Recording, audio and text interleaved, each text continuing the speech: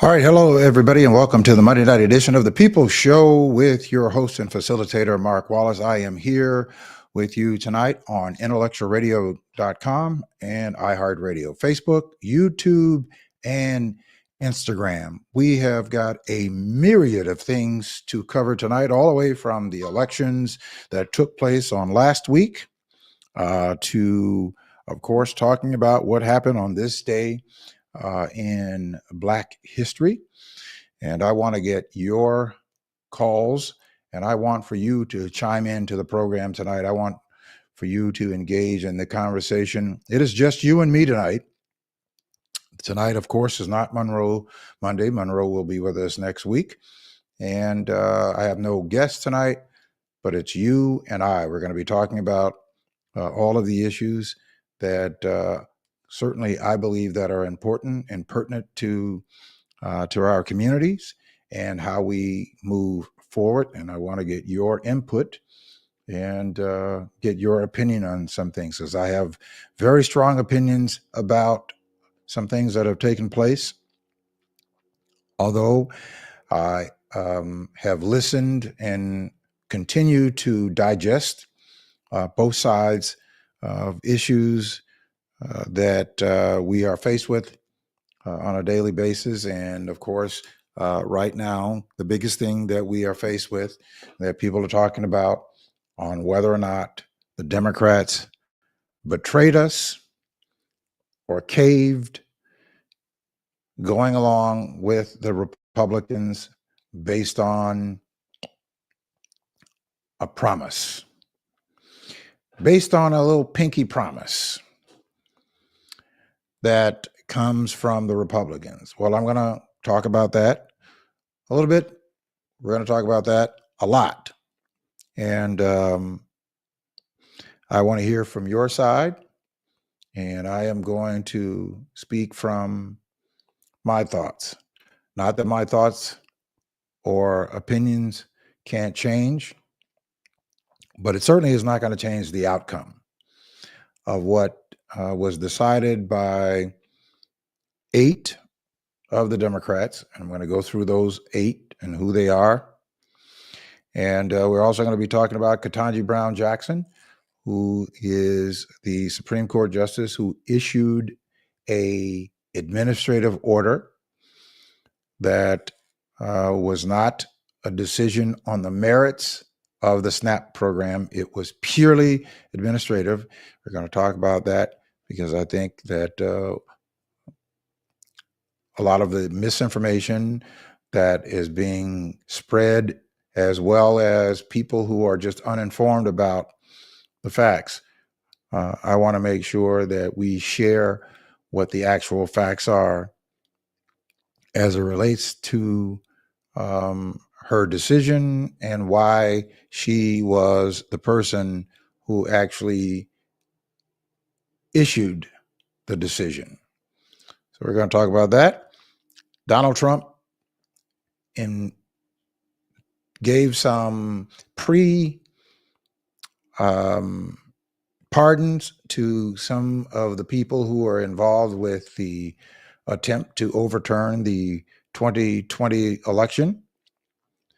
So he decided to give them some pre-pardons of people who had not been charged with anything. I'm going to share with you what an actual pardon requires and what that actually means to the people who are receiving the pre-pardon or receiving the pardon. So we're going to be taking your phone calls at 951-221-8221. So I want you all to chime in on the program tonight. And I certainly want to hear from you. So let's do a little bit of this time in history on this date in Black history. What we'd like to do, prominent events that included the birth of the civil rights leader John Lewis on this date in 1940. The assassination of Malcolm X in 1965, and the 1932 patent of the automatic gear shift by inventor Richard Spikes. These events represent a range of achievements and tragedies in African American history. In 1932, inventor Richard Spike received a patent for the automatic gear shift, which simplified the process of changing gears for drivers. And in 1940, the civil rights leader John Lewis was born near Troy, Alabama. He was a key figure in the civil rights movement and a co-founder of the Student Nonviolent Coordinating Committee called SNCC, S-N-C-C. And in 1965, Malcolm X was assassinated at the Audubon Ballroom in New York City while his wife and children were in the audience. He was 39 years of age. And then on this date, in 2021, two men originally convicted of murder of Malcolm X were exonerated when prosecutors revealed new evidence that undermined the case against both men. Those are our today in Black history moments that you can recall. So let's get right into whether or not the Democrats, or you believe the Democrats caved or betrayed us. Now, there are arguments on both sides. There's arguments on both sides of this factor. There's an argument that the Republicans were not going to consider giving a vote on the extension of the Obamacare tax subsidies to keep people's premiums from low. So there will be millions of people where their premiums are going to either double, triple, and in some cases are going to quadruple. And there will be tens of millions of people who will be out of insurance because they cannot afford to get insurance. And as a result of that, there will be thousands of people that will not be able to get care and thousands of people that will lose their lives because they didn't have access to health care. Those are the facts. Those are the realities. There have been studies all over the place. And we have the Senate that met last night, and Bernie Sanders gave a speech on the floor about what that we are going to be facing as a result. Senator from Vermont.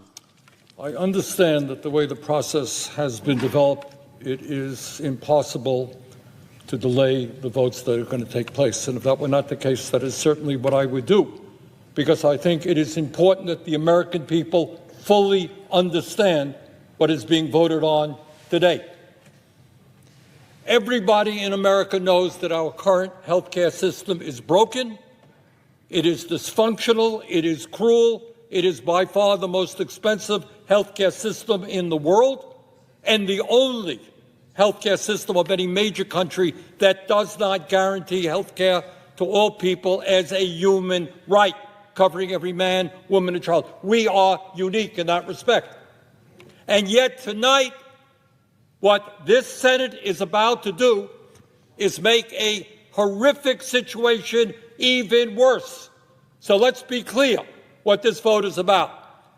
If this vote succeeds, over 20 million Americans are going to see at least a doubling in their premiums in the Affordable Care Act. In my state of Vermont and throughout this country, for certain groups of people, it will be a tripling and a quadrupling of their premiums.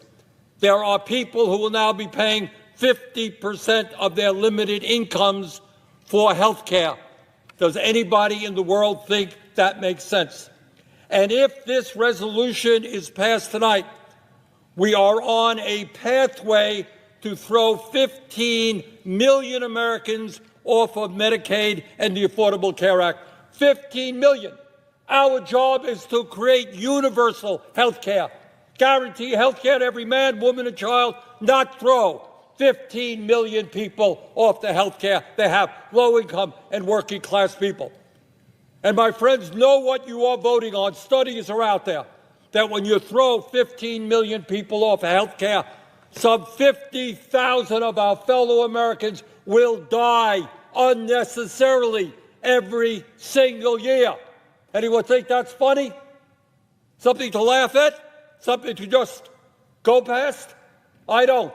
50,000 Americans die unnecessarily. Now, I know as part of this resolution that the majority leader is going to say, well, Democrats can put together their own bill, and it'll come to the floor here in the Senate for a vote. As everybody here knows, that is a totally meaningless gesture.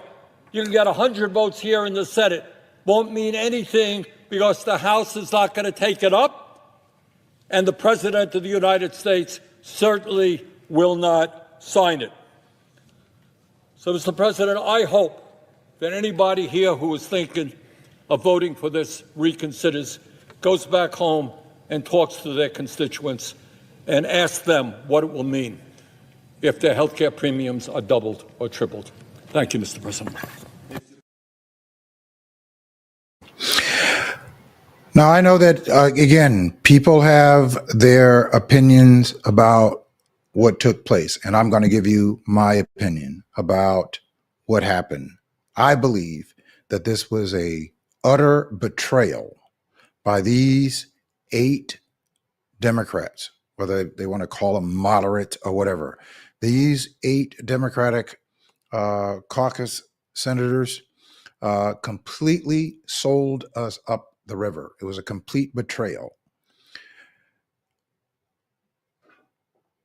Keep in mind that they were old, men and women. They were old, I believe, I'm not even going to give them the credit of saying that they're out of touch. But these 8 senators, all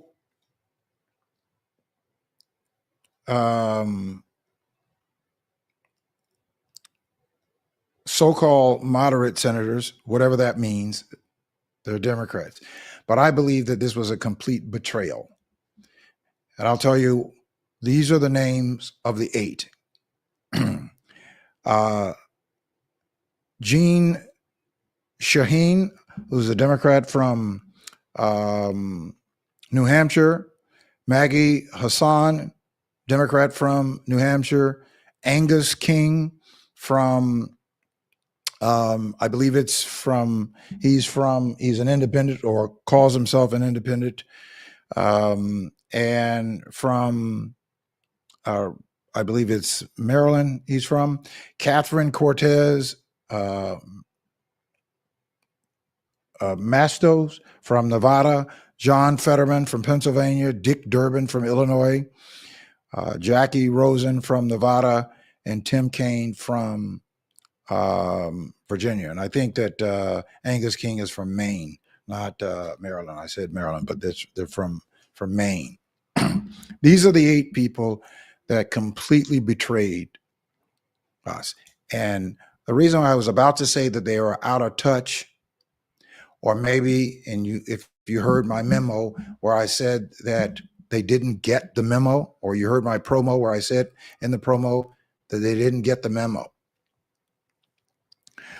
I'm going to go through some of the election totals that will give some context to what I'm about, or my position.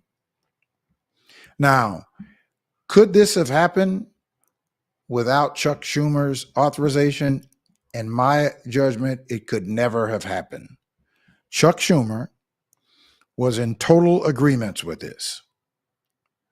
There was the vice chairman of the Congressional Progressive Caucus, Congressman Ro Khanna, who said bluntly that Schumer is no longer effective and should be replaced. And I categorically agree with that. Now, none of these 8 people are up for re-election next year. And I believe 2 of them are retiring. So Schumer and they figured over the course of the next several years that we'll forget about it. I don't think so. I certainly don't have that thread to forget. When we are betrayed and when somebody does something is that is of that egregious, I don't have that forgive and forget thread when it comes to someone doing these types of acts that will ultimately cause harm to millions of people.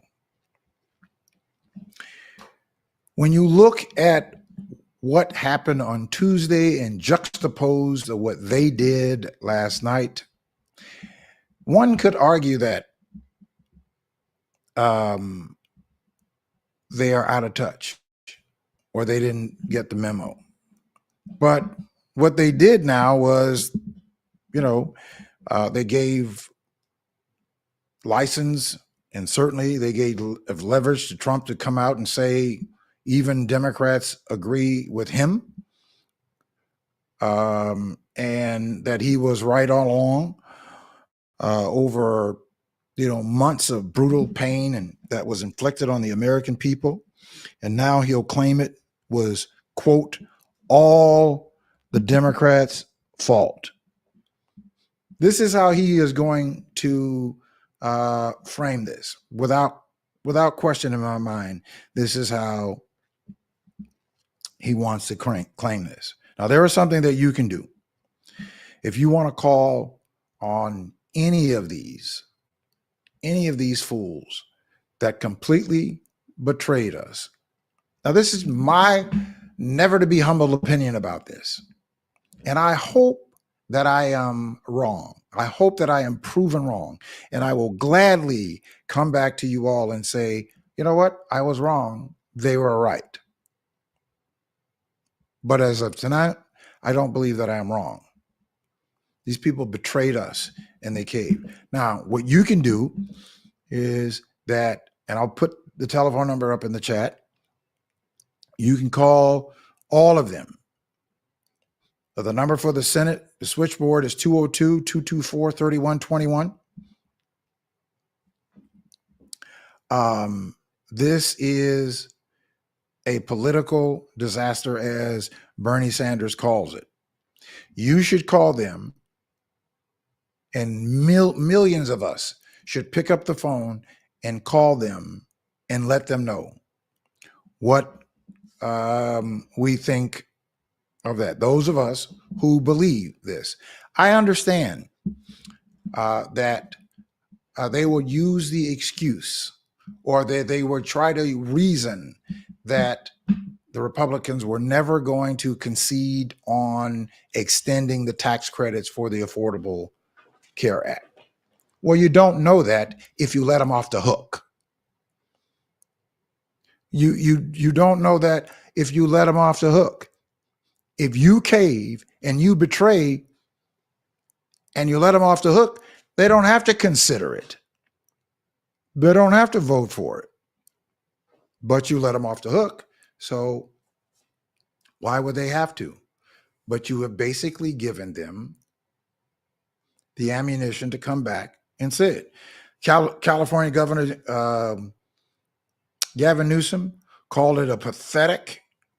Illinois Governor J.B. Pritzker said that this is not a deal. It's an empty promise.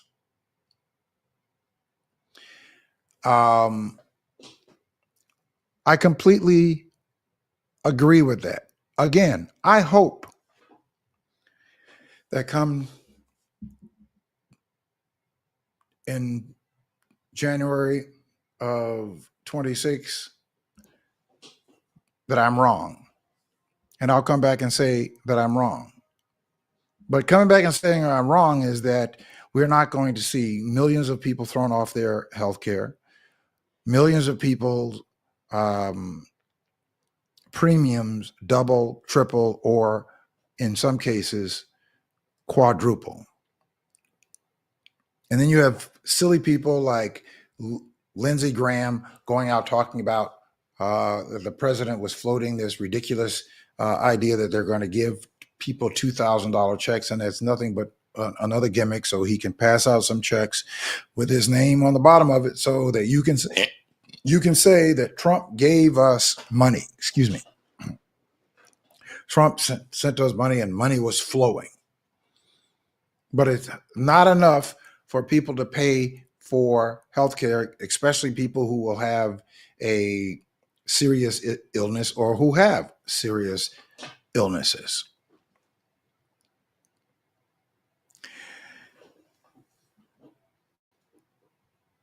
It is beyond that of a betrayal of what they did. So I just want to go over some numbers with you because maybe I'm missing something. But let's see if we can pull up. I want to pull up the election. Now, these are the elections that nobody expected.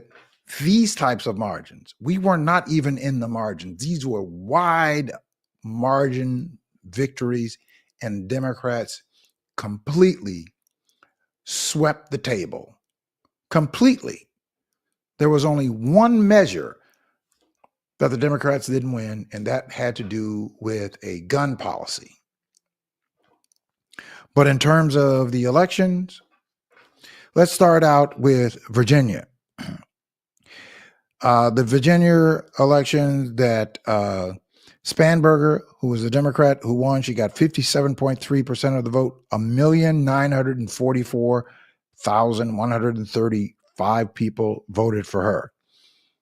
Her opponent, Earl Sears, who was the MAGA GOP kook, got 42.5% of the vote, 1,439,894. Not even close. Lost by double digits. In New Jersey, the Democratic candidate won by 56.6% of the vote, 1,845,540 votes to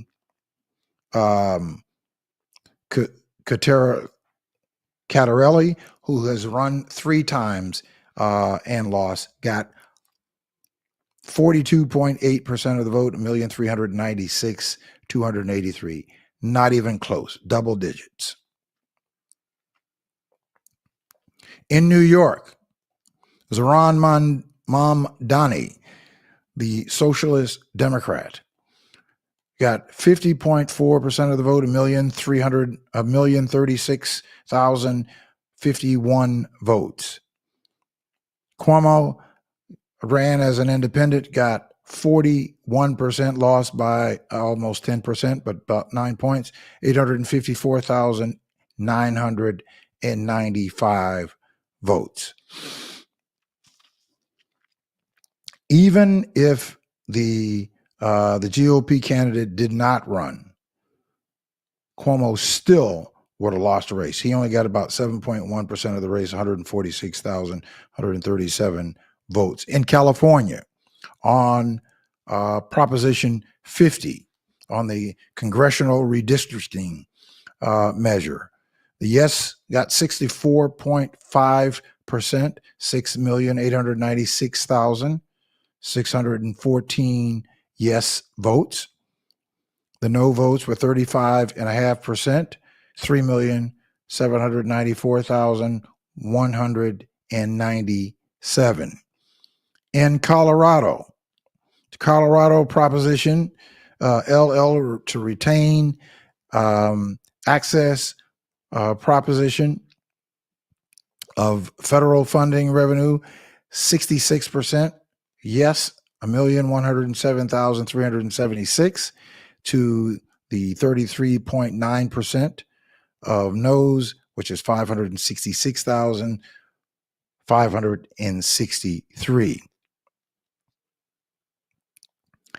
And Proposition MM to raise taxes for school meals program, The yes is 59.7%, 1,002,563 to the no votes of 40.3%, 677,363.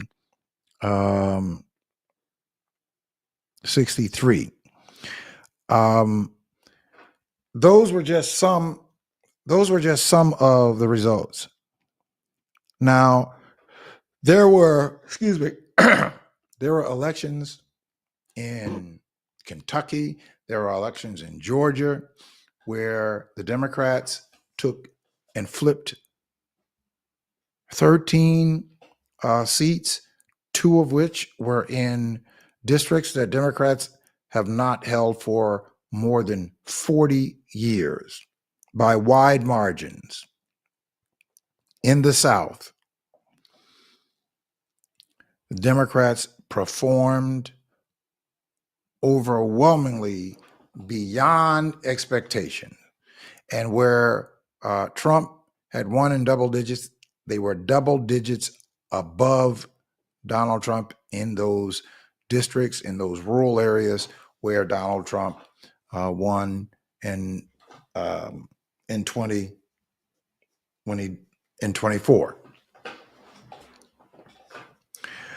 Now, my point here is that these elections were not even close. These elections happened during the 5th or 6th week of the shutdown. And people responded in overwhelming, unexpected numbers, resoundingly. So what did that say for me? That said to me that there were a whole lot of people who were on SNAP. There were a whole lot of people who had been let go, fired, of that couple of 100,000 people who had been fired from the White House or fired from the federal government. A whole lot of those people went to the polls. Unemployed, people who lost their SNAP benefits, who need the supplemental nutritious benefits. Those people went to the polls on Tuesday night in those particular states where there were elections and resoundingly repudiated this administration, this president, and its goons and all of its actions, resoundingly rejected them. Even in the midst of not receiving much needed supplements to feed themselves and their families, people who were out of work, who had been terminated from the federal government, these people went to the polls, overwhelmingly went to the polls and voted, and defeated and repudiated and rejected this administration and what this administration is doing. And what did the administration do? Or what did the Democrats do? What did these 8 Democrats do? And I'm going to call their names out. Dick Durbin, who is from Illinois, who is way beyond his time. And what I am saying to you, my fellow Democrats here in Illinois, this is why it is important that we must restructure the Democratic apparatus here in Illinois in order that we restructure the Democratic apparatus across the country.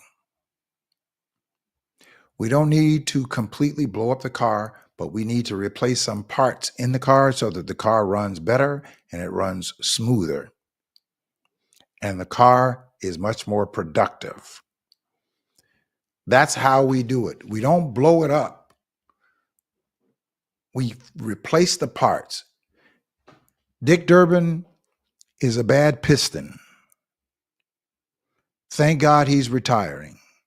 but let us not replace a bad piston with another defective piston.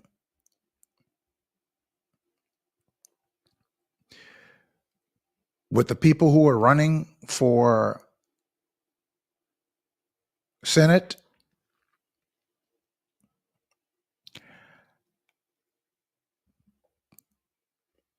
I don't know.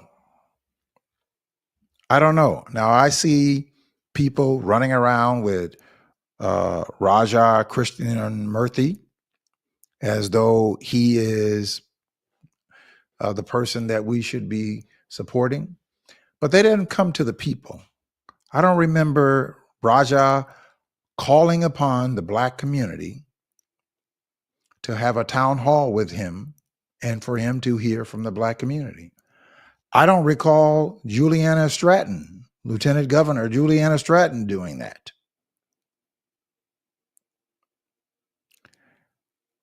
I don't recall any of the candidates calling for a town hall meeting to hear from the Black community.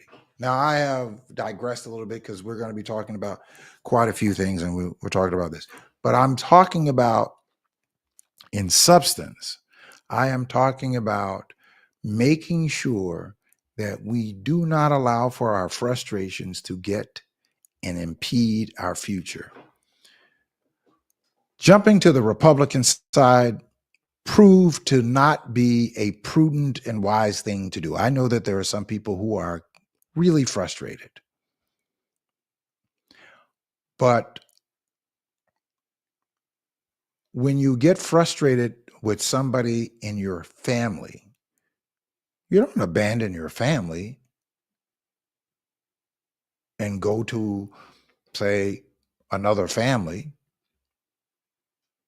You may be angry for a while, you may be hurt for a while, but ultimately you need to do something about whatever that is with your family member. You're not going to abandon your entire family because you're frustrated with somebody in the family or maybe a couple of people in the family.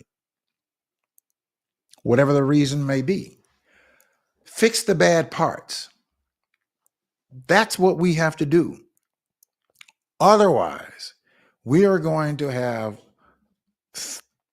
people who have no backbone that will have done to us what these 8 people did to us on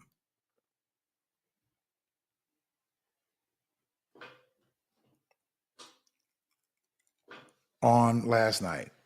Jean Shaheen, Maggie Hassan, Angus King, Catherine Cortez Masto, John Fetterman, Dick Durbin, Jackie Rosen, and Tim Kaine. I want you to pick up the phone. I'm going to put it in the chat so that you can definitely call them. Call the 8. I'm going to put the Senate switchboard, and you can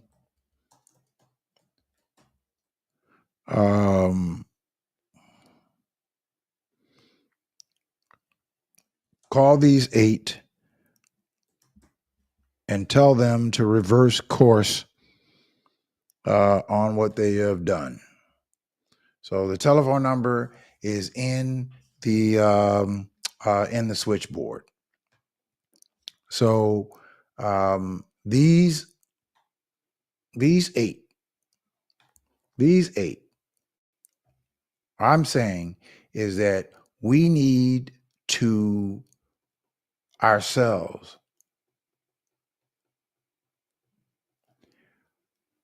these should be these should be the people that you call. Now, I am absolutely in favor of strengthening healthcare. if we have to do more to strengthen healthcare, to fix the Affordable Care Act, then that's what we need to do. But the Republicans have no interest in doing that. They want to blow it up. They do not want to fix it. They've had many times to fix it. Their fix to it was to vote 70 times to repeal it. That's not fixing it, but to repeal it, and they never had a plan. President Trump was asked just last week, what is your plan? Now, he's been talking about it for a decade. What is your plan? You know what his plan is? We have a framework of a plan. Well, what is that framework? He couldn't even tell you that because they don't have one. Because they're not interested. They're not interested in doing one. So, yes, I agree. I agree. First of all, we need to continue to work, as Bernie Sanders said to us, is that we need to continue to work that we have universal health care. I remember I had an investor that was here, and he was from Denmark. He's from Denmark. And we were talking. We were having a conversation about their healthcare system, and their tax system, because they are actually on a socialist form of government. And all a socialist form of government means is that everybody participate. Nobody is left out to dry. And if you want to do business, you can do business. If you want to build wealth, you can still build wealth. But that nobody suffers from not having the very basics of an access to education, and access to good health care, and access to very basic needs of their existence. And guess what? They are one of the countries that, in Sweden, one of the countries where studies have shown that these are some of the happiest people around in the world. But we here in the richest nation in the world, we are 4% of the world's population. We are the richest nation in the world, and we do not want to take care of the very basic needs of people, which is having a fundamental right to health care. Health care should not be a privilege, and it certainly should not be based on who can afford or who cannot afford it. It certainly should not be. It should be a fundamental right, and we should fix it. And guess what? By fixing it, it will actually drive cost down by having people having access to health care, that they don't have to decide, well, I'm not going to go to the doctor because I can't afford it. Or that they have to go to the emergency rooms, and they have to go to the hospital, and because they don't have it, the cost is passed on to the rest of the taxpayers, because we have to provide health care to them. They have to go, and they go to an emergency room. They have to be taken care of, as well they should be. And all of us should want that, and all of us should be advocating for that. But these people are not interested in doing it. That's why, and I hope, again, that I am wrong. I hope that I'm wrong. I hope in 2020, January of 2020, 26. I hope that the Republicans are going to do what John Thune said that they're going to do. Well, I hope they're going to do more than just take a vote, because all they promised was to take a vote, not to improve it. They have never been interested in improving or fixing healthcare, just like they haven't been interested in fixing immigration, because it is a whipping tool for them, because they don't have anything else to run on. They don't have anything else to run on. Now, I am certainly hoping that I am wrong. I am hoping that I am wrong, and I would be all too happy to come back and say, hey, for the first time in God knows when, the Republicans actually worked with Democrats and independents on fixing and making the Affordable Care Act an even better healthcare system than it is. And not throwing, 20, 24 million people into a decision making whether or not they're going to maintain their health care. Nobody should be in that position, not in this country. I don't care what side of the political aisle or spectrum that you fall on. Nobody should be. So, but again, we have to do better as voters. And we in the Black community, we must do better. We cannot just sit on the sidelines and commentate and not engage, and not bring ourselves together with whatever our frustrations are, bring ourselves together to hold all of these people accountable. And holding them accountable means that they don't sit in these plush leather chairs in the chambers, having casual conversations with their colleagues, making votes on serious issues that impact all of our lives. None of those people should be sitting comfortable in those seats. We have elected 193 people into these positions between 1983 and now. And it was not that they were elected based on a transaction. Much of it has been, personality politics. And we need to get out of personality politics. We need to get out of voting for somebody because, we think that they're a nice person, or we think that they're, I know them, or they know my mother, or whatever that is. We need to get out of personality politics. We need to be in transactional politics. We need to get something for our support. We need not just be jumping on a bandwagon because some person decided that they were going to be a candidate, or that they were going to get into the race, or that the party came and said to us, these are the 5 people that you get to choose from. No. We have the power to change all of that.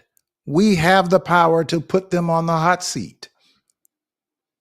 We have got to organize ourselves in a position and in such a fashion that they recognize that. But if we don't, and we continue to operate the way that we're operating now, they will continue to take advantage of us the way that they are. The party will choose some people that they are going to, quote unquote, endorse. And many people are going to vote for them because of the personality politics, because of they like the person who they perceive to think that person really cares about them, or that somehow or another they're going to be a beneficiary of that person being elected to an office. Not about the masses, but just about some individual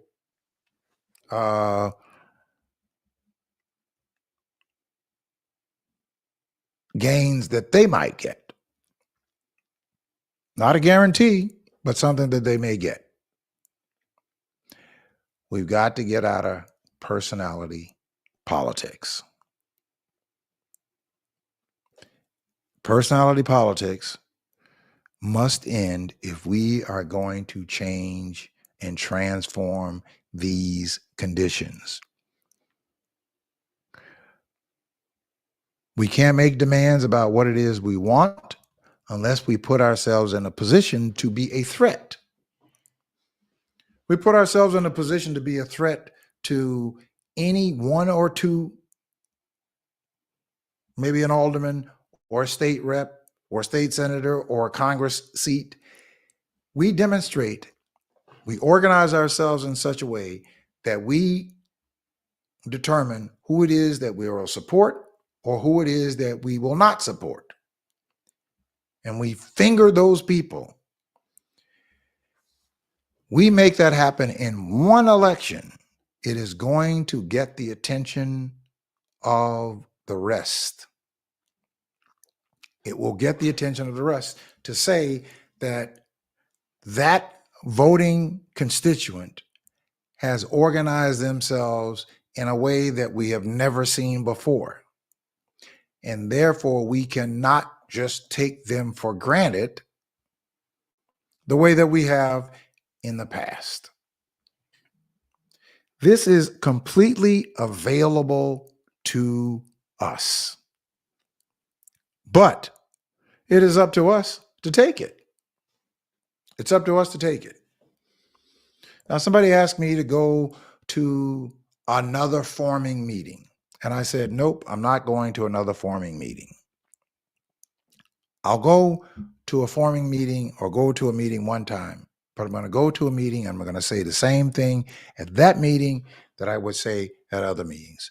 Unless we are talking about organizing ourselves together in a large enough swath that we could have an impact on the outcome of elections, I am not interested in warming up the same suit, coming up with a whole new set of resolutions with another fractionization that will not have any real positive outcomes. That's the conversation that I would have. So what I am simply saying is that you can support, and you have the right to support who you would like to support.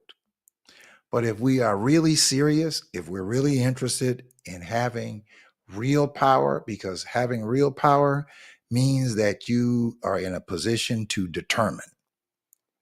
You're in a position to determine a seat. Here in Chicago and Cook County, we have the largest single number of registered voters of any group, the largest single of any group. And we are the determiners of someone winning and someone losing. Just like, in federal elections. But here in this region, we have that available to us if we could get out of the whatever that is that keeps us from becoming reconnected with each other or connected with each other. I'm not even going to say reconnected because we have not connected. We've never been organized in such a fashion that it becomes institutionalized beyond a personality. Institutionalize it that it would have a great effect and a greater effect than even some of the most influential unions that we know of. Because we could have that kind of impact. We could certainly have that impact if the United Auto Workers, which has fewer people in it actively and retired than what we have available right here in Chicago and Cook County. In Chicago, just in Chicago and Cook County. I'm not even talking about, the rest of the state where a few of us are sprinkled up, but I'm talking about in Chicago and Cook County. So we can be that determiner. If we opened ourselves up to operating and working to that fashion, are we going to get everybody? I'm not even talking about getting everybody. But if we get a large enough swath, you know what ends up happening when you get a large enough swath? Other people who would not ordinarily be there will come, because that's kind of how we are socially, is that we don't want to be left out, but we also don't want to be the first on the dance floor. We want to participate, but we don't want to be the first, and we certainly don't want to be left out. So those of us who would come, let us do it, and then there will be others that will join because they don't want to be left out. As well, there will be those who are like sitting and saying, look, when you all get it together, then call me. Because I'm sure there are people who feel like that. When you all get it together, then I'll be an active participant. But if you all are just wasting time, meeting to be meeting, I'm not going to be a part of that. That's what I'm sure that there are a lot of people saying, and I understand that. So let us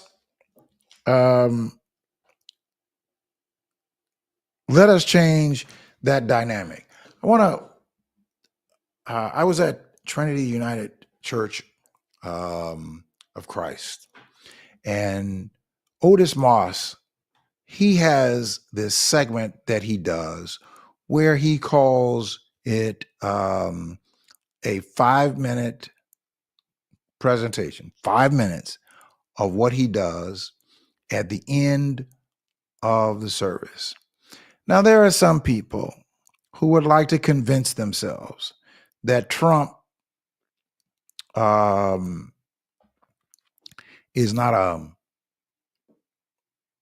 many of the adjectives, but there are people who are just convinced that Trump and his minions. Now, mind you, in case you don't know, that there are people in that administration that are the orchestrators of what is being administered, what is being enforced. 2 names that you need to know about that are largely the 2 people that are directing what's going on. Trump signs on to it. Russell Vought and Stephen Miller. Now, Russell Vought did an interview. This was prior to the election, where he met with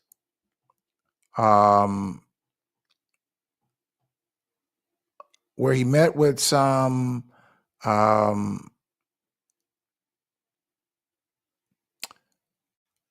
reporters that he thought were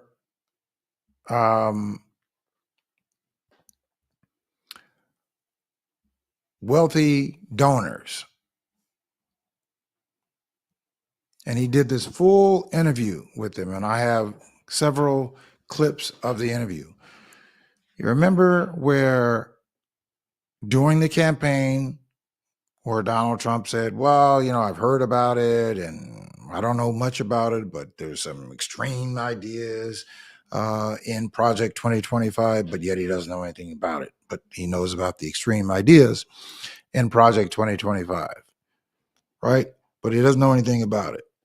Russell Vought, who was his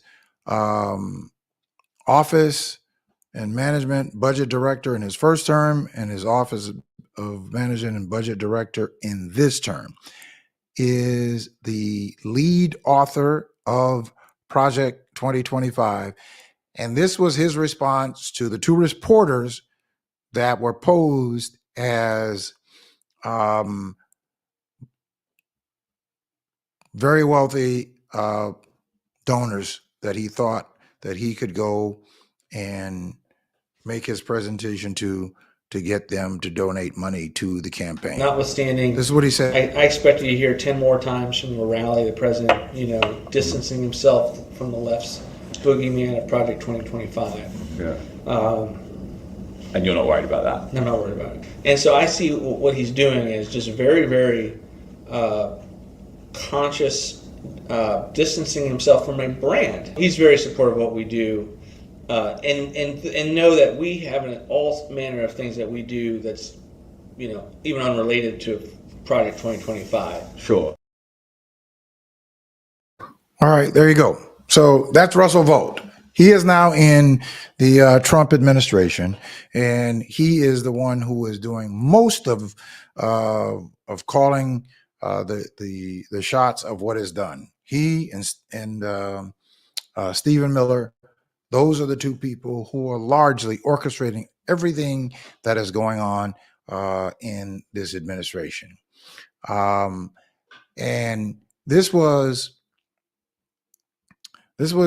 last week that Otis Moss in his presentation, where he calls the receipts that was put together, or certainly that he attributed to the young man who provided this information about the firing of these Black folks in these lead positions, as well as disproportionately terminating many Black women who worked in the I want to government. thank Dejon Campbell for compiling the information I will share for this 5-minute presentation. Let me offer some receipts. In January of 2025, the Trump administration fired the first Black woman who was chair of the National Labor Relations Board, replaced her with Marvin Kaplan. In February, the Trump administration released General Charles Brown Jr. and replaced him with Dan Kane, Air Force Lieutenant General, who had to be promoted to a 4-star general and get a special waiver so that he could be in the position. In April, Willie Phillips of the Federal Regulatory Commission was replaced with David Lacerte, who had no experience.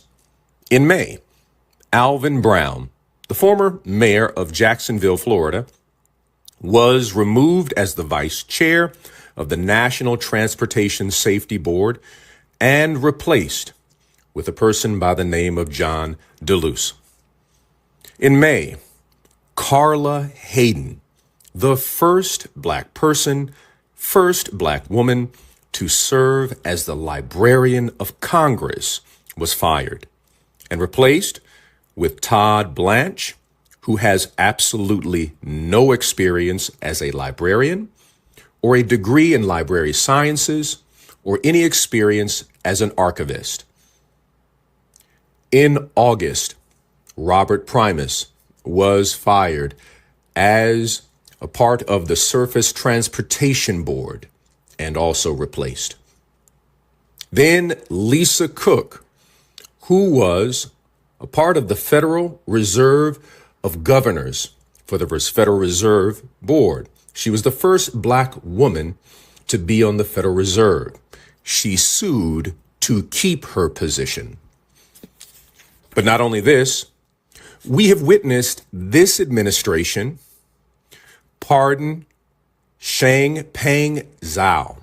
Changpeng Zhao of Binance Corporation that funded Hamas, Al-Qaeda, ISIS, and had over 1,000 transactions of child pornography.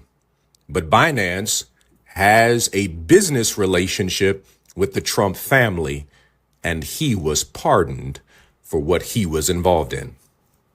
We now have the taxpayers footing the bill possibly for $230 million to be given to the Trump family because, according to the family, they want reimbursement for the investigations they were under. We are now witnessing $300 million that is going toward destroying the East Wing to build a ballroom. And $40 billion are being given to Argentina to bail out Argentina.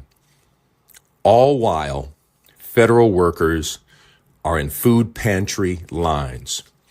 All the while, there has been an attack on DEI and a claim that people who are of color do not deserve the position or do not have the experience.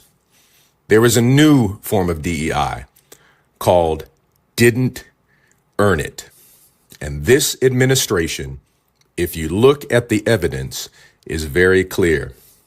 People of privilege, without experience, who do not have the skill set, are now in the federal government. And that, today, is my 5 minutes. Peace.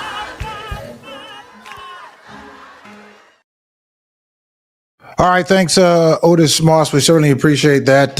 Just showing a little receipts of what Russell Vought and Stephen Miller are both up to, and that they are the two that are,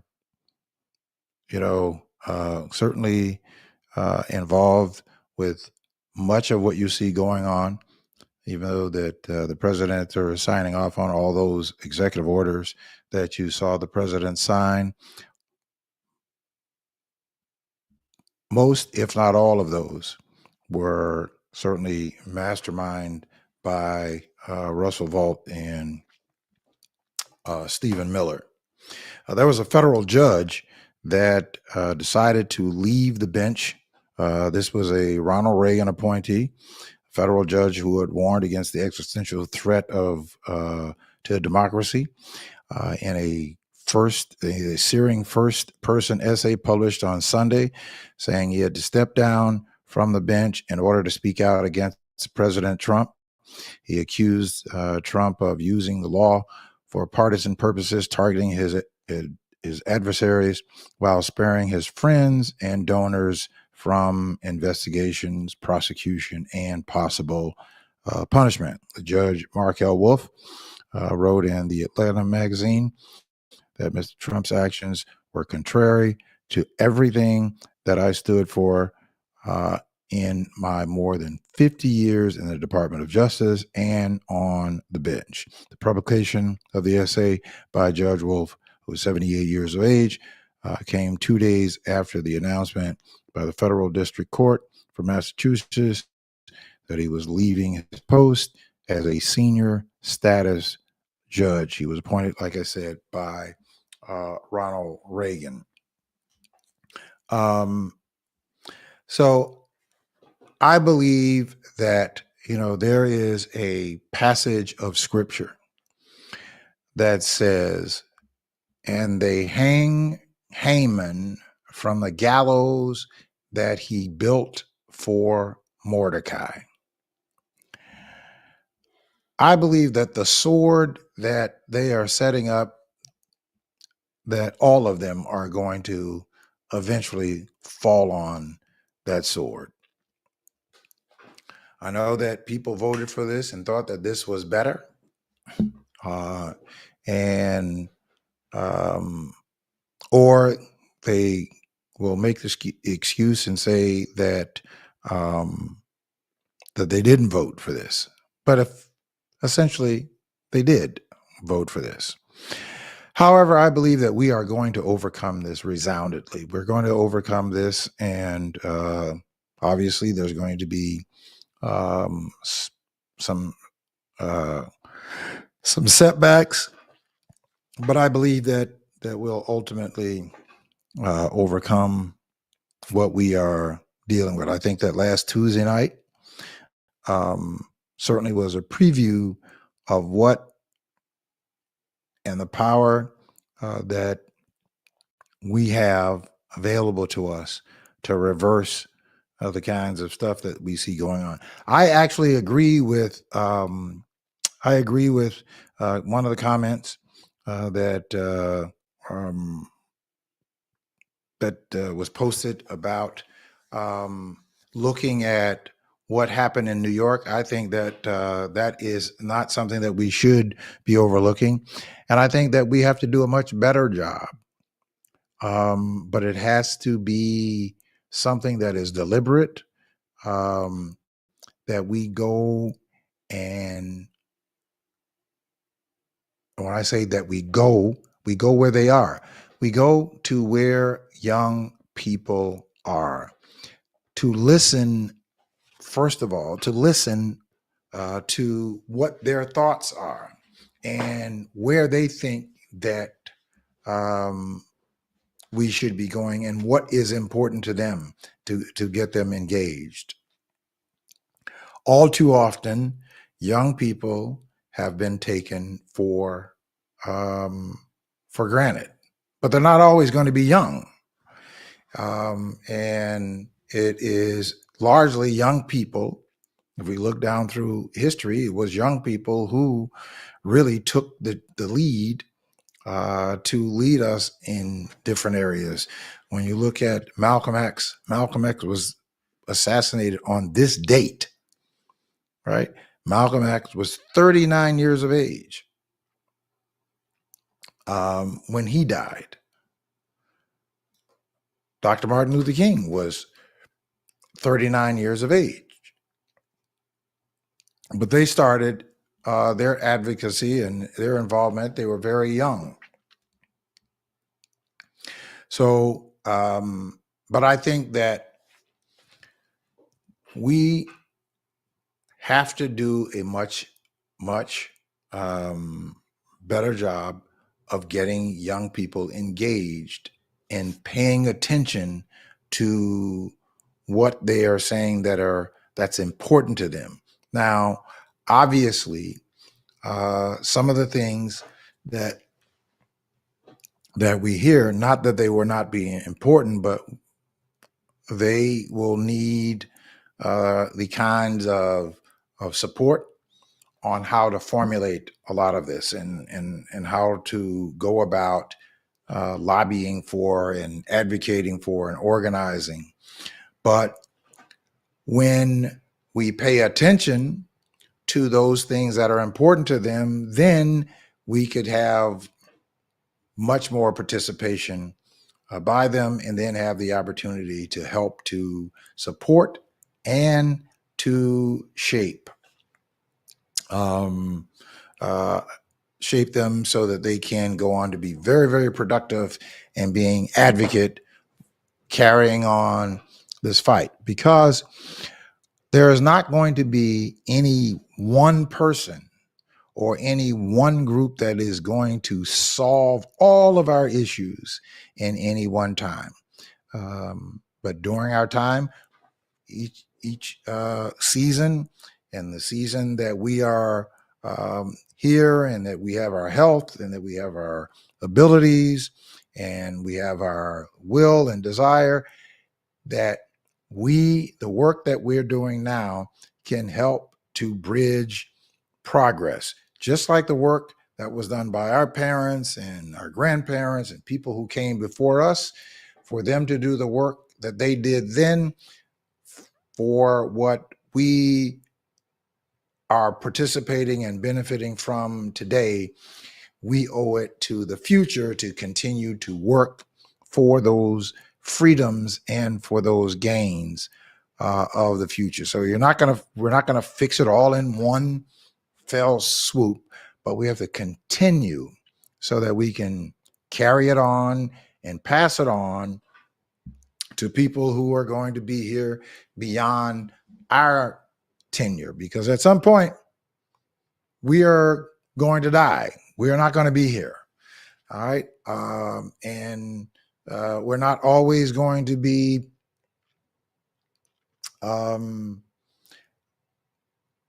not all of us, are going to be able to carry on that. So we need to make sure that we are supporting young people who will carry this fight on, because we certainly need to make sure that the fight and the advocacy continues.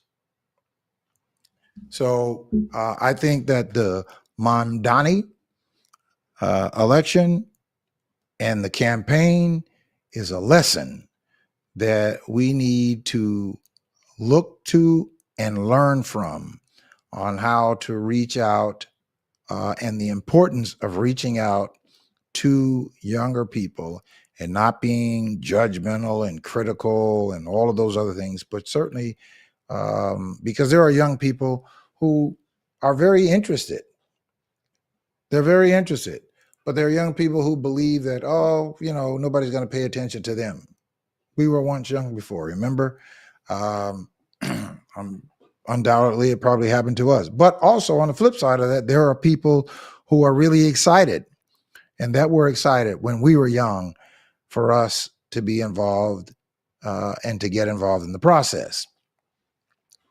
So let's, those are the kinds of things that I think that we need to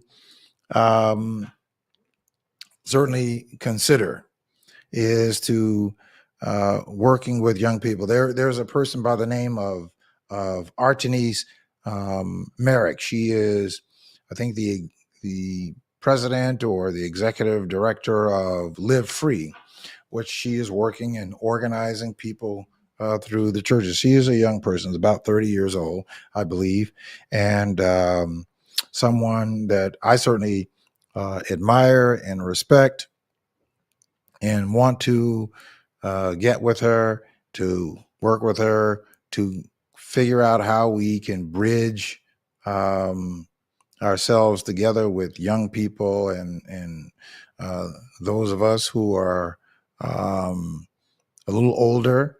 In fact, I have just made the Medicare circuit.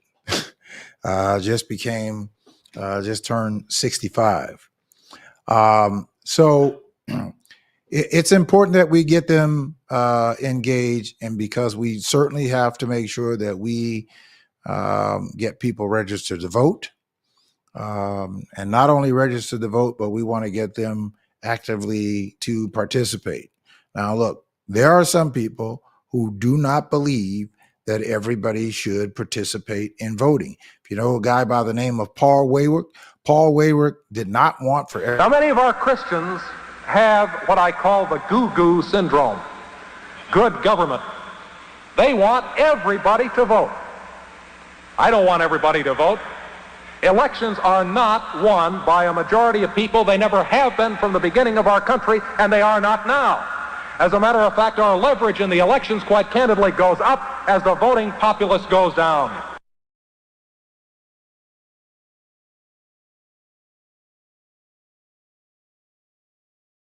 Paul Wayward was a part of the Ronald Reagan campaign, and he was the orchestrator of the the Southern Strategy. And of course, that was way back in the 1980s, where he was going around the country saying that we don't want everybody to participate. Why? And that's because they know that Republicans only make up about 40% of the entire electorate throughout the United States. 40%. And so they know that whenever there are super high turnouts in elections, the chances are reduced of Republicans prevailing, except they be in completely ruby red Republican districts. But in swing districts, where Republicans are, whenever there are very high turnouts, it is typically not a good sign for Republicans to prevail. So that's that's where we are there now. So we're going to continue to watch and see what goes on with respect to the Senate. Now, again, I know that they're talking about this whole thing with Jeffrey Epstein and with the one congressperson that Mike Johnson has refused to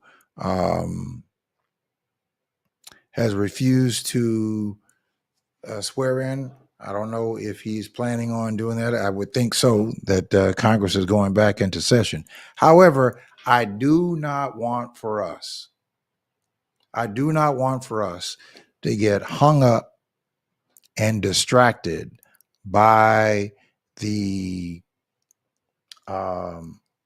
Jeffrey Epstein or the James Comey indictment, which probably is going to go nowhere. That case is probably going to be thrown out just on some whole procedural things. All right, so I'm going to move on. We're going to talk about the situation with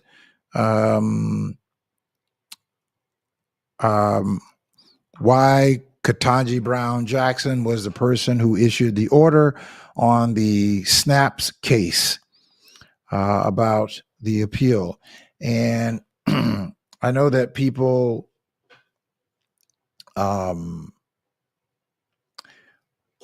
wondering and asking the question as to why did she make that ruling? Why did Ketanji Brown Jackson make the ruling about the snaps case, send it back to the appeals? Well, the reason of that is that each one of the justices,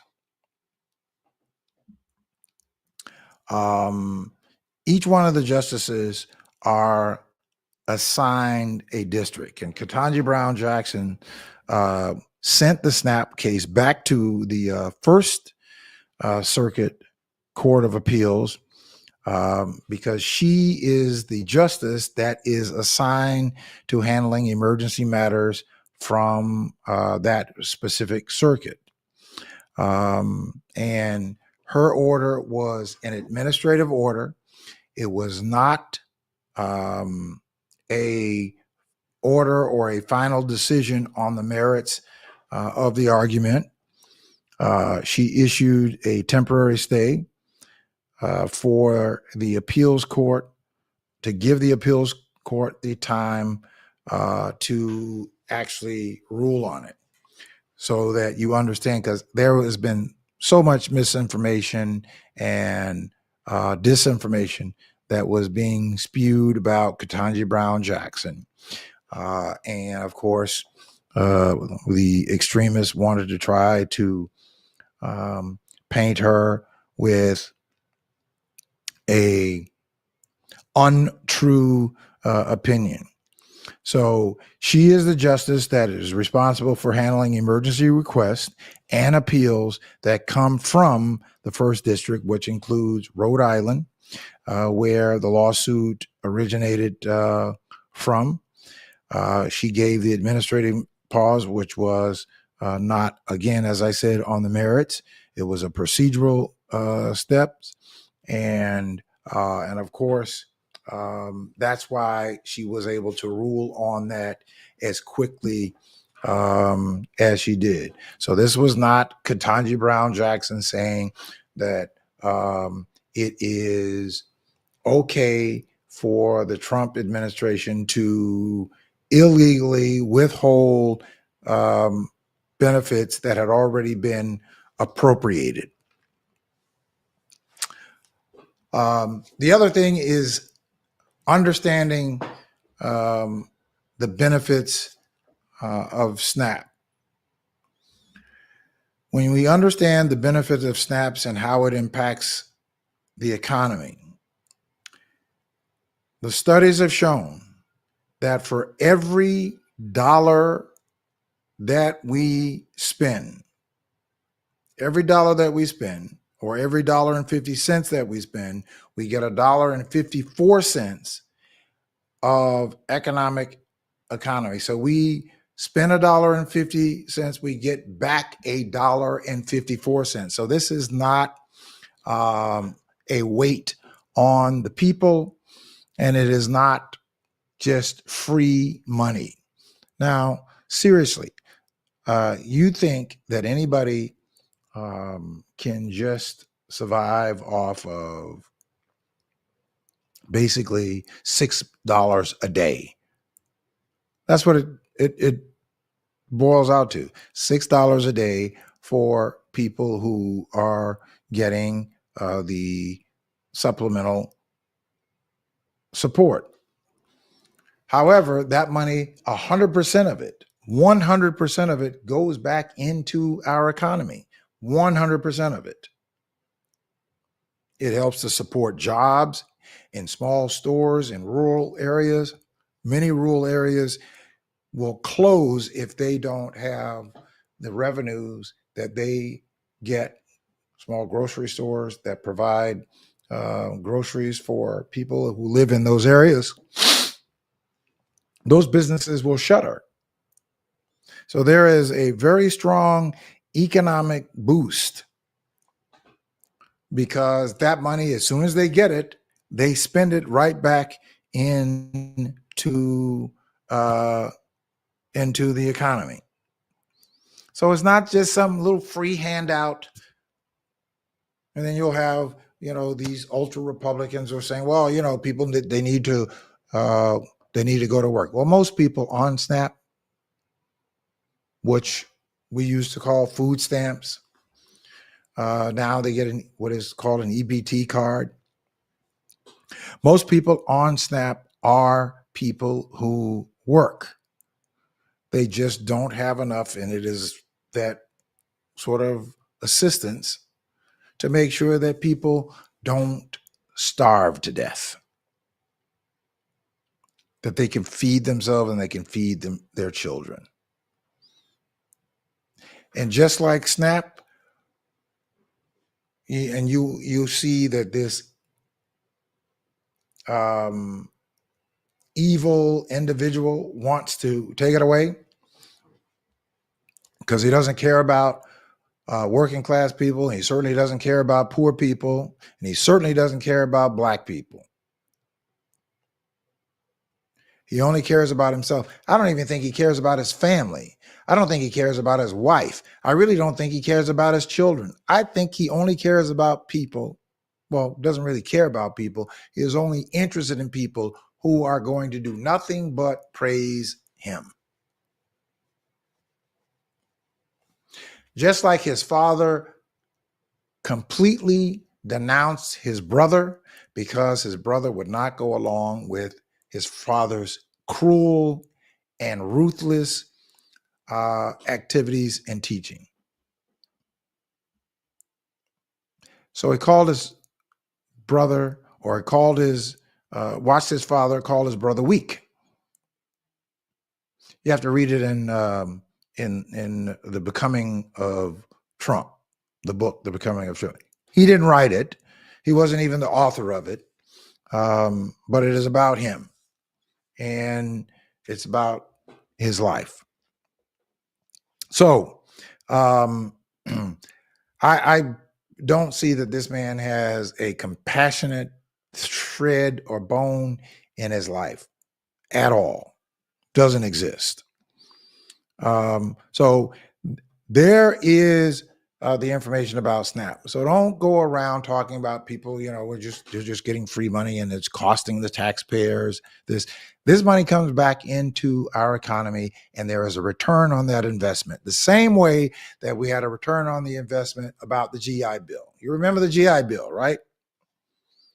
The GI Bill, for every dollar that we spent on the GI Bill, we got $7 back. There was a 20-year study that was done on the GI Bill. And the study that was done on the GI Bill was a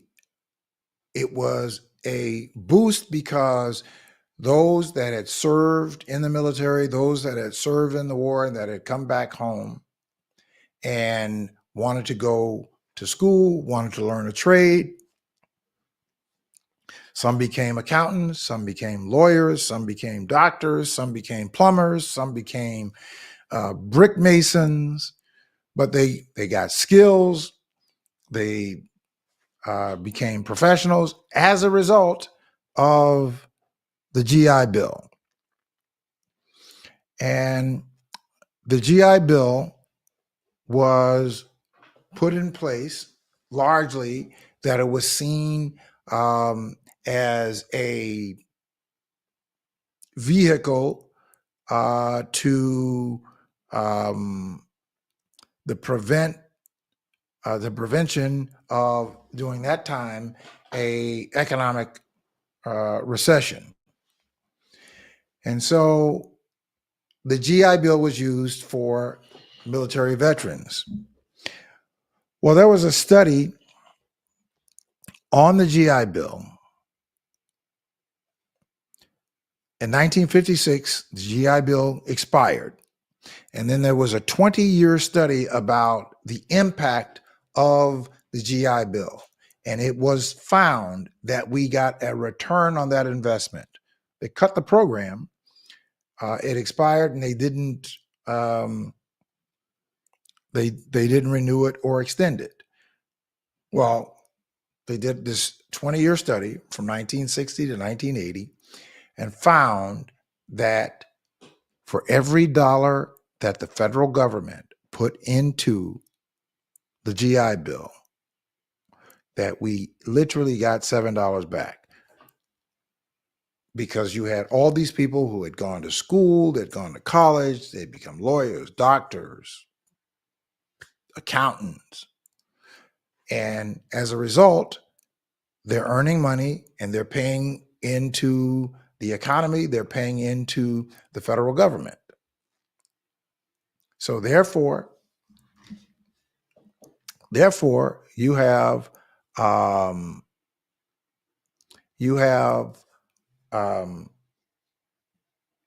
return on investment. So it's not a spend, it's a return on investment. All right, listen, if you would like to call in, you can, 951-221. 221-8221, 951-221-8221. Like to get your thoughts on any of the things that we discussed, your thoughts about whether or not the Democrats, or those 8 Democrats, whether they did what they should have done, or let's see, we're having, there we go. Or do you think that they caved? I think that they betrayed us. I think that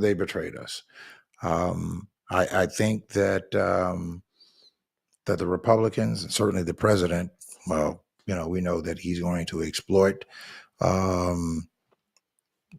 whatever that he finds himself doing. He's going to exploit that. And to suggest that, oh well, this was exactly what he said. He said he was right about everything. Of course, every time that man's mouth is moving, it is lying. He is a pathological liar. He has no ability whatsoever to be able to tell the truth about anything. I mean, I'm still pretty astonished that we thought that, or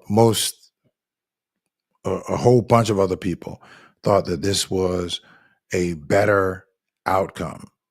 I think that if people were honest, they would certainly acknowledge that this was not a better outcome for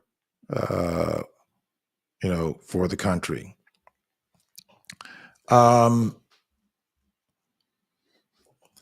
There was another report that I wanted to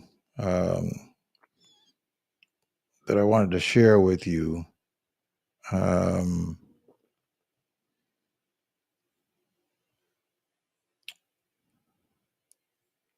Let's see.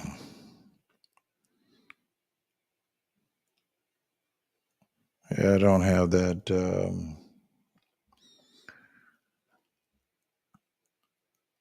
I don't have that report. There was something that somebody had sent to me.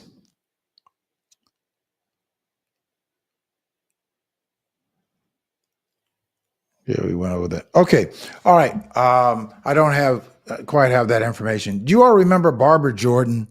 I know that people are saying that listen, when the Democrats become in power, they're going to impeach the president again. I hope that the Democrats, when they do become, they take Congress back in 2026. I hope that they don't waste time in the House impeaching Donald Trump, because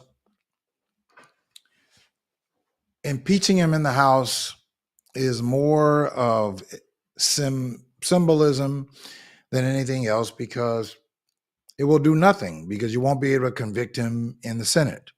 And in order to convict him in the Senate, you have to get 60 votes. You have to get 60 votes. That means that the only way to do it is that the Democrats are going to have to get the supermajority in 2026 in the Senate. The odds of that happening are very, very low. It's not impossible, because I don't believe in impossibilities. But the odds are not favorable that would happen. That would be the only way for them to do it, is that they had the majority in the House and then they had the supermajority in the Senate. Well, they don't. And they probably are not going to get the supermajority in the Senate. I mean, based on the way the election went last week, you could argue that, hey, it could be a serious possibility. And it could be a serious possibility. But that's a much steeper mountain. Excuse me. That's a much steeper mountain to climb than some of the local elections, even some of the gubernatorial elections. So I was talking to you all about Barbara Jordan. Barbara Jordan spoke during the during the Nixon impeachment. And Barbara Jordan, she was a freshman.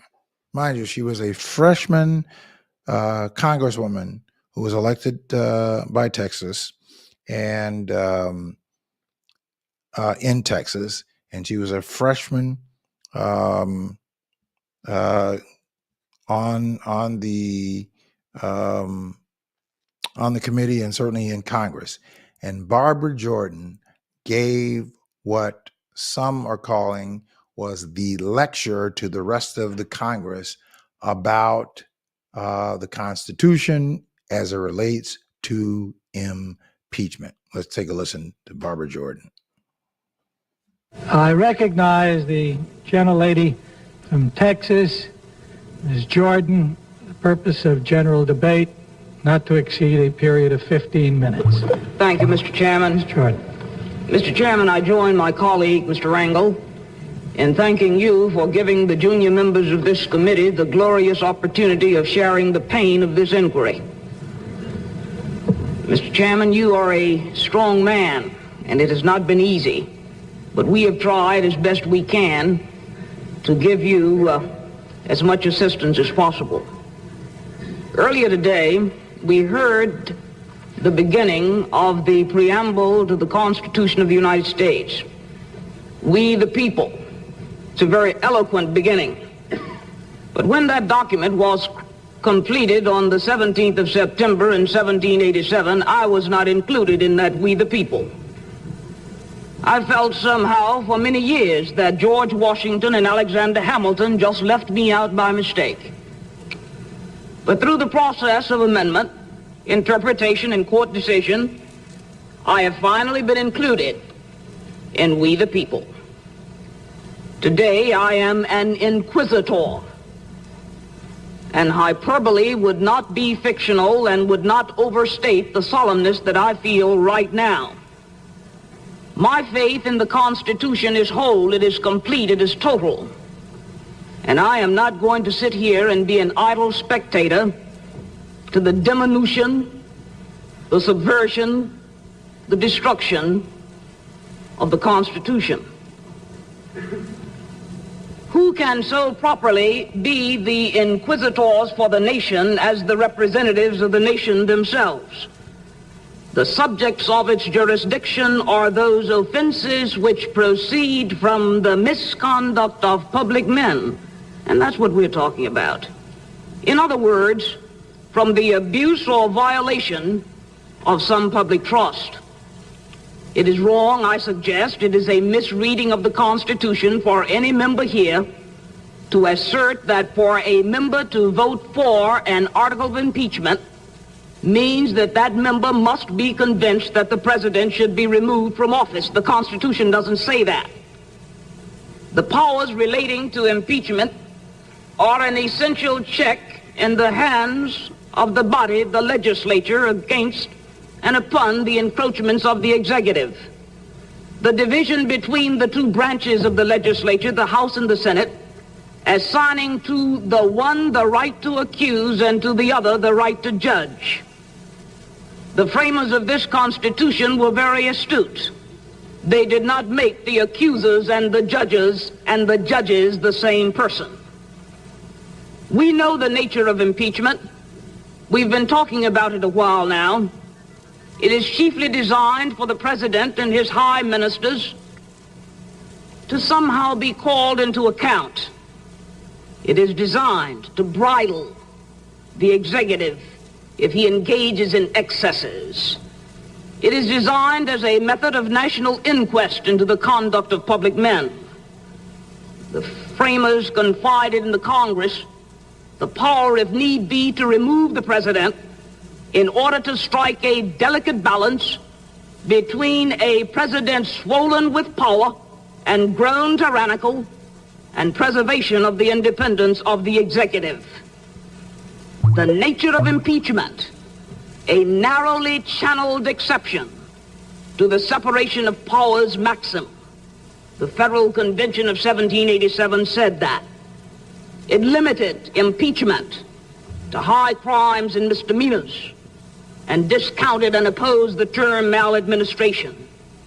It is to be used only for great misdemeanors, so it was said in the North Carolina Ratification Convention. And in the Virginia Ratification Convention, we do not trust our liberty to a particular branch. We need one branch to check the other.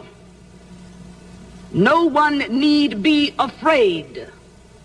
The North Carolina Ratification Convention, no one need be afraid that officers who commit oppression will pass with immunity.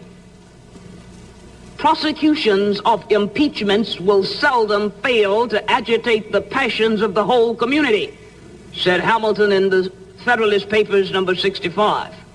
We divide into parties, more or less friendly or inimical to the accused. I do not mean political parties in that sense. The drawing of political lines goes to the motivation behind impeachment. But impeachment must proceed within the confines of the constitutional term high crime and misdemeanors. Of the impeachment process, it was Woodrow Wilson who said that nothing short of the grossest offenses against the plain law of the land will suffice to give them speed and effectiveness. Indignation so great as to overgrow party interest may secure a conviction, but nothing else can. Common sense would be revolted if we engaged upon this process for petty reasons. Congress has a lot to do. Appropriations, tax reform, health insurance, campaign finance reform, housing, environmental protection, energy sufficiency, mass transportation. Pettiness cannot be allowed to stand in the face of such overwhelming problems. So today we're not being petty. We're trying to be big because the task we have before us is a big one. That was Barbara Jordan during the Nixon hearings on impeachment. And Barbara Jordan went on one of her famous quotes that she is known for saying. She was a great orator. She was born February 21st, 1936, and died in January 17, 1996. And she was a lawyer. She was an educator, politician, and a member of the Democratic Party. And she was elected to the House and as well as to the Texas Senate. And she became what was known as the great orator of Congress. And this was her first time as a freshman in Congress, and many attribute her speech as to the speech that led to Goldwater and the president's people to saying to the president that, you know, you need to wrap it up because they are going to impeach you if you stay in office. But she also, this was one of her famous quotes about impeachment and what should be. Here we go.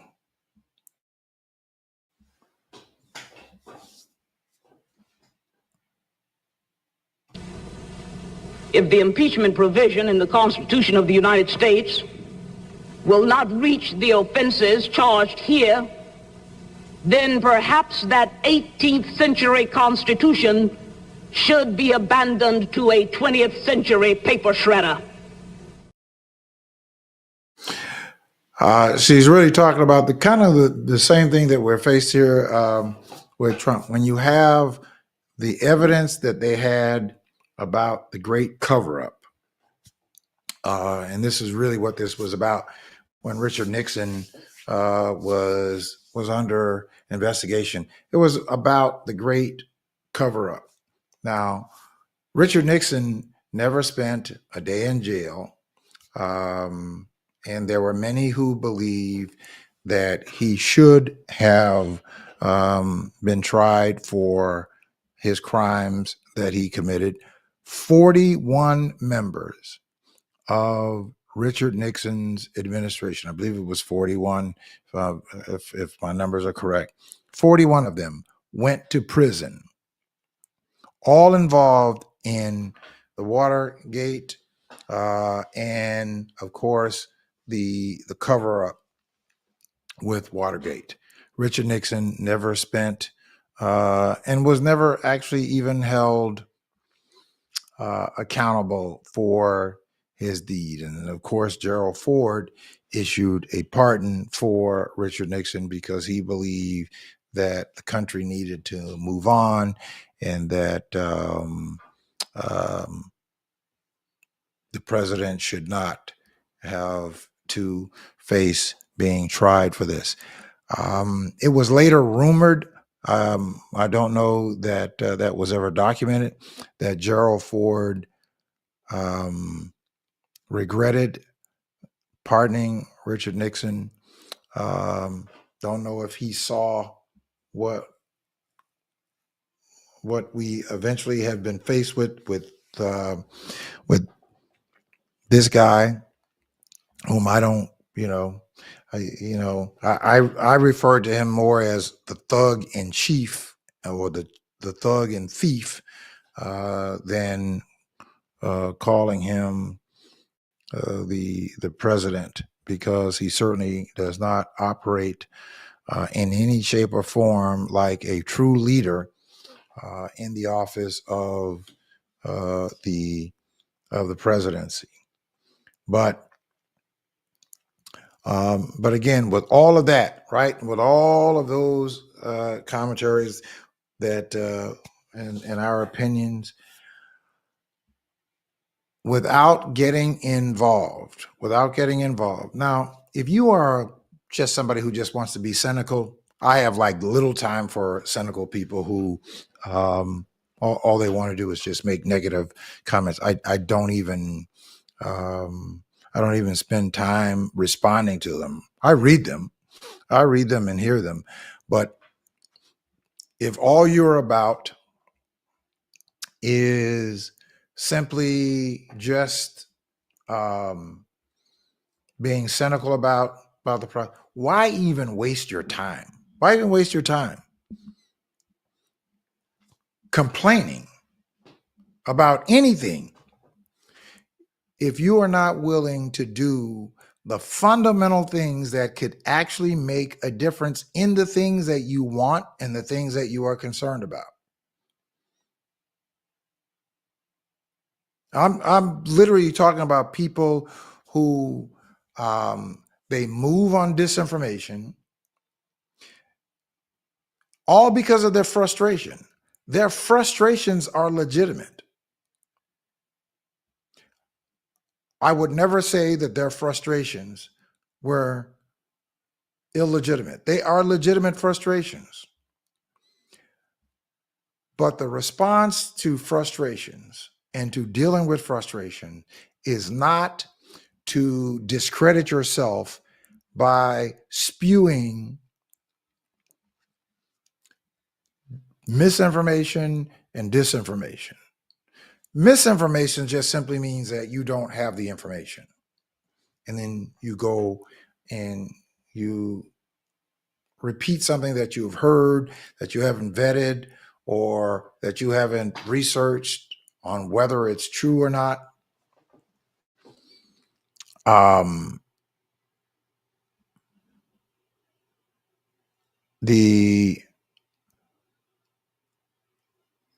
Something that's going on here with one of the, okay, we'll find out what's happening here.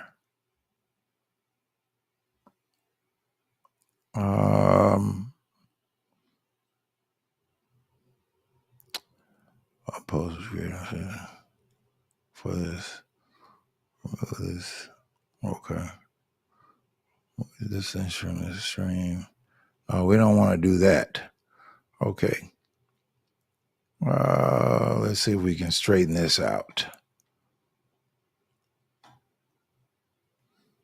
There was something going. Okay, I think we may have straightened it out. They were having an issue with one of the destinations for the program, so hopefully we got that straight. All right. So my point is this: in this last few minutes that we have, is misinformation is that of somebody who saw something on social media and just went out and repeated it because it appeared to be some kind of legitimate news story or some legitimate story, and they just went out and repeated it, and you never vetted it or you never verified that it was actual information. So let me tell you, one of the early lessons of journalism 101. I'm not a journalist, but one of the lessons of journalism 101 is that when you see something that has been put out, whether it was on social media or if even somebody has said it to you, check 3 of the main news outlet, 3 of them: ABC, CBS, NBC, WGN. If you cannot verify it and it hasn't been reported by 3 of the main news outlets, don't go repeating it because it didn't happen. If it was newsworthy and it did not get picked up by 3 of the main sources or 2 of the main sources, media outlets, it didn't happen. So don't go repeating it. Because you see a lot of these things, some people cannot separate satire for something that's actually being factual. You see a lot of satire on social media disguised as some type of news outlet or news event. So before you are quick to go run or to repost, just do a simple search of 3 of the main news media outlets to make sure that either this story is true or that it is not true. If you cannot find it in the main media sources, it did not happen. Period. It didn't happen. So you can, take that to the bank. So if somebody says something to you or tells you that, did you know such and such and such, and did you know that this person was blah, blah, blah, go check it out on 3 of the main media news outlets. If you cannot find it there, it did not happen. It simply did not happen. Now, for those of you who would like to, those of you who are really interested in making a difference, interested in building real power that we can hold people accountable on both fronts. One, at the ballot box, as well as in their different chambers of government. It takes a lot of people to make that happen. But we can do that. We together can make that happen. People who you're familiar with that trust you will come and be a part of this broader group that we are working to organize. That it is not any one person's clubhouse. It's not my clubhouse. I just happen to be the person who thought that this is the way that we can increase and mobilize, make demands, and watch those demands responded to if we ever allow for ourselves to get to that point of organization. Just like a union, just like any union that you know of that has power is because they're organized, they have their information together, they're respected by the political structure because why? They push a lot of votes. That is where your real power is. Either you have a huge checkbook or you have a lot of votes. And a lot of votes are far more important and far more powerful than a large checkbook. A large checkbook. All right. So I want to ask you all, if you haven't, please join us this Thursday at our 10 by 10 to win meeting. And so if you want to get the Zoom meeting link, I'm going to put the number in the link. Just text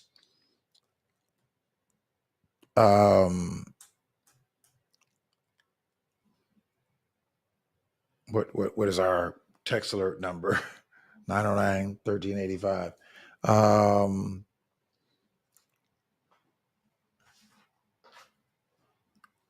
Yeah, 855-909-1385. Almost forgotten it. So